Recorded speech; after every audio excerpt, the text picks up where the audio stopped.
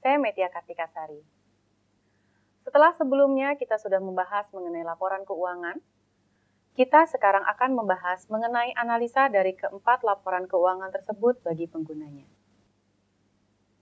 Hal ini bertujuan untuk menilai kinerja dan posisi keuangan untuk kemudian membandingkan dengan periode sebelumnya atau dengan perusahaan sejenis dan atau dengan rata-rata industri.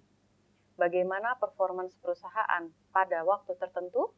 Apakah baik atau buruk?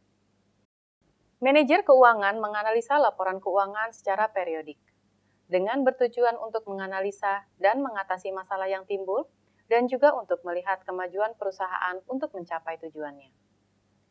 Tindakan tersebut dilakukan untuk menciptakan nilai bagi pemilik perusahaan. Dalam melaksanakan fungsinya tersebut, seorang manajer keuangan dapat menggunakan rasio keuangan yang diperhitungkan dari laporan keuangan perusahaan. Dalam melaksanakan fungsinya tersebut, seorang manajer keuangan dapat menggunakan rasio keuangan yang diperhitungkan dari laporan keuangan perusahaan. Rasio keuangan memudahkan manajer keuangan untuk memonitor perusahaan dan kesesuaiannya dengan tujuan perusahaan.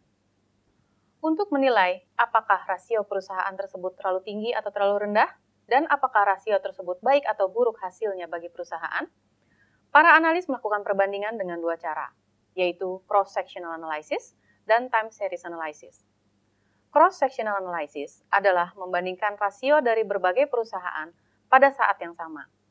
Membandingkan rasio terhadap perusahaan yang lain di industri tersebut atau dengan rata-rata industri. Sedangkan time series analysis adalah evaluasi kinerja perusahaan dari waktu ke waktu menggunakan rasio keuangan. Beberapa rasio yang biasa digunakan adalah rasio likuiditas, rasio aktivitas, rasio solvabilitas, rasio profitabilitas, dan rasio pasar. Kita akan membahas dari masing-masing rasio tersebut di slide-slide berikutnya. Rasio likuiditas adalah rasio yang menggambarkan kemampuan perusahaan untuk memenuhi hutang jangka pendeknya pada saat hutang tersebut jatuh tempo. Rasio likuiditas umumnya terdiri dari current ratio dan quick ratio. Rasio aktivitas adalah rasio yang menggambarkan pengukuran kecepatan beberapa akun dirubah menjadi kas atau penjualan. Terdiri dari rasio perputaran persediaan, rata-rata periode penagihan, rata-rata periode pembayaran, dan rasio perputaran aktiva. Rasio solvabilitas adalah rasio yang menunjukkan kemampuan perusahaan dalam memenuhi segala kewajiban jangka pendek maupun jangka panjang apabila perusahaan tersebut dilikuidasi. Rasio solvabilitas terdiri dari rasio hutang, rasio terhadap bunga, dan rasio pembayaran tetap. Rasio profitabilitas mengukur berapa besar kemampuan perusahaan memperoleh laba dalam hubungan dengan penjualan, aktiva, maupun laba dan modal sendiri. Rasio profitabilitas terdiri dari rasio laba kotor, rasio atas keuntungan operasi, rasio atas laba bersih, rasio pendapatan per saham, rasio atas total aktiva, dan rasio atas saham perusahaan.